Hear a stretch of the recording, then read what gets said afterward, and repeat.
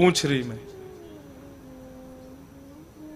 तो एक गोवर्धन के पास की गांव की एक गोपी, एक ब्रजवासिनी रोज आती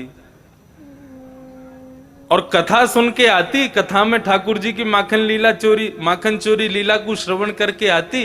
कथा में आके बैठती और अपने सिर पर रखी भाई दही की हंडी को ठाकुर जी के, श्रीनाथ जी के आगे रखती और कहती, ठाकुर जी मेरे घर कब चोरी करवे आओगे आप। उसका ऐसा भाव। बोले जिस प्रकार आप सब गोपियन के घर चोरी करवे गए, मैं भी यही भाव से रोज माखन निकारूं कि काऊ दिना मुंह पे कृपा है जाए और श्रीनाथ जी मेरे घर चोरी करवे आमे। और रोज इसी भाव से अश्रुपात करती, रोती रहती, कब चोरी करोगे मेरे प्रभु, मैं आपको रंगे हाथ पकड़ना चाहूं। सबके अपने भाव। रोज के इसी भाव को रोज कहती ठाकुर जी के आगे। एक दिन उसका भाव उमड़ घुमड़ करके श्रीनाथ जी के हृदय में पहुंच गया। कुम्मन दास जी पद गा रहे थे और कुम्मन दास जी के पद को सुनते सुनते श्रीनाथ जी बोले, ए कुम्बना, हाँ जय जय, आज्ञा करो। भैया आज हमारो कछु मन कर रो है। कहा मन कर रो है? तुम्हारो मन तो ऐसे ही ललचातो रे, कभी कछु को मन करे कभी कछु। आज काय को मन कर रो है? बोले हम बताएंगे ना, नहीं तो तू हमारी हंसी करेगो। ठाकुर जी के मित्र हैं कुम्मन दास, ये सब ठाकुर जी के सखा हैं, अष्ट सखा। इनसे ठाकुर जी खूब आनंद करते। तू हमारी हंसी करेगो, हम ना बताए रे। अरे ना जय जय बताओ, मेरी योग्यता होगी तो मैं पूरी कर दूंगा आपकी इच्छा को। ठाकुर जी बोले आज हमारो मन कर रहा है कि हम जैसे द्वापर युग में नंद भवन में पधारे, हमने खूब चोरी करी, माखन खायो चोरी कर करके। अब गोसाई जी रोज रोज मुकू माखन पवा में। अब भैया कुम्मना हमको तो प्रेम ते पावे में वो आनंद ना आवे जो चोरी करके पावे में आनंद आवे। बहुत दिन है गए चोरी करी ना है। कुम्मन दास जी बोले तो क्या भाव है फिर?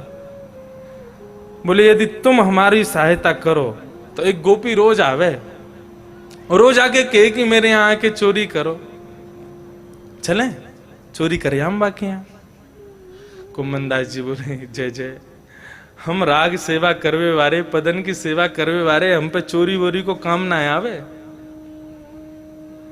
ठाकुर जी बोले जानते हो तुम किससे बात कर रहे हो? हम चोरों में अग्रगण्य हैं, चोरों के स्वामी हैं हम। अरे हम सब सिखा देंगे, बस हाँ एक चीज का ध्यान रखना। बोले क्या? फुर्ती रखना, फुर्ती, बाकी कुछ करने की जरूरत नहीं, हम सब जगह से तुमको बचा लाएंगे। अब कुम्मन दास जी बेचारे सीधे साधे, थोड़े वयोवृद्ध भी हो गए थे। कुम्मन दास जी बोले गोसाई जी ये पता चल गई तो बोले उन्हें ना पता चलेगी, तुम चिंता मत करो। रात्रि में जैसे ही हमारे कपाट बंद होंगे तुम बस चुपके ते आ जाइयो, हमारी खिड़की से बाहर खड़े आ जाइयो, हम तुम्हारे कंधा पे बैठ के चल पड़ेंगे। वो ठीक है। अब रात्रि में श्रीनाथ जी के कपाट बंद हुए, खिड़की पे ठाकुर जी खड़े हो गए, देख रहे हैं कुम्मना आयो कि नहीं। देखा दूर से कुम्मन दास जी दौड़े दौड़े आए। कुम्मन दास जी आके नीचे खड़े हो गए, ऊपर से खिड़की से ठाकुर जी उतरे, पहले तो चरण रखे कंधे पे और फिर कंधे पर ही बैठ गए और बाल पकड़ के ऐसे ठाकुर जी बैठे कुम्मन दास जी के कंधे पे। चल गोपी के यहाँ चलें चोरी करवे। कुम्मन दास जी ले जा रहे हैं। बोले जय जय आज पिटवा हो गए तुम। बोले मैंने कही ना फुर्ती रखी हो, बस सब काम अपने आप हो जाएगा।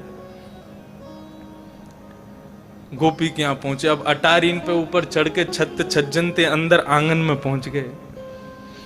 आंगन में देखी कहाँ है भाई मटकी। बोले देख वो रही ऊपर। बोले जय जय कैसे जाओगे?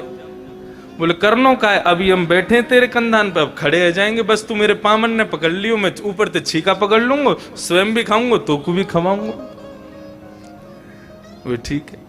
अब कुम्मन दास जी खड़े हुए, उनके ऊपर श्रीनाथ जी खड़े हो गए। कुम्मन दास जी ने ऐसे चरण पकड़ लिए लाल जी के ऊपर, लाल जी ने छीका पकड़ लियो।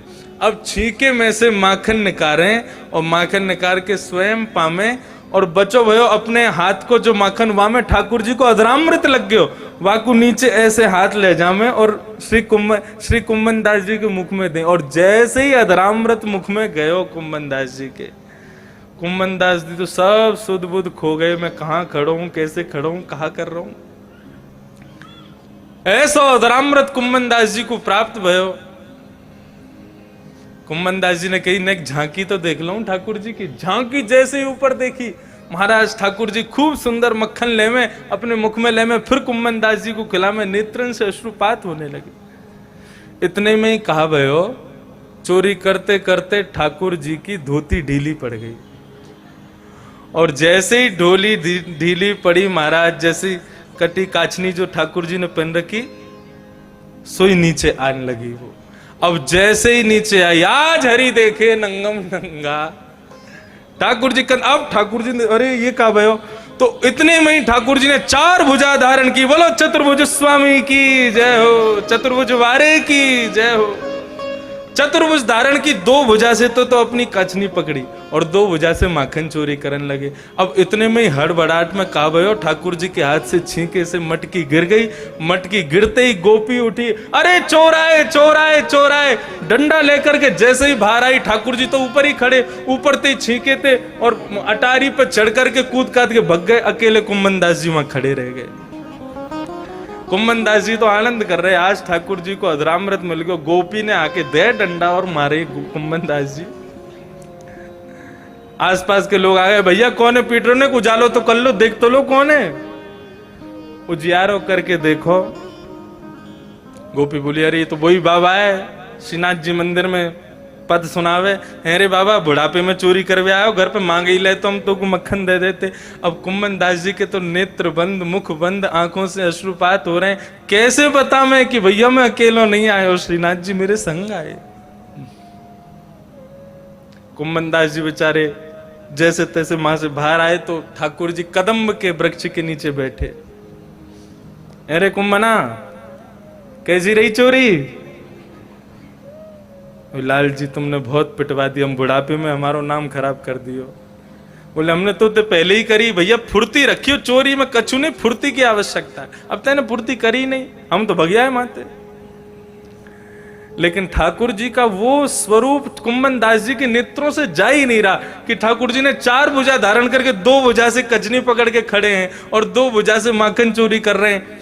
उसी रात्रि में कुम्मन दास जी की गृहिणी ने एक पुत्र को जन्म दिया। कुम्मन दास जी ने नामकरण संस्कार के रूप में उसी स्वरूप को याद करते हुए अपने पुत्र का नाम रखा चतुर्भुज दास।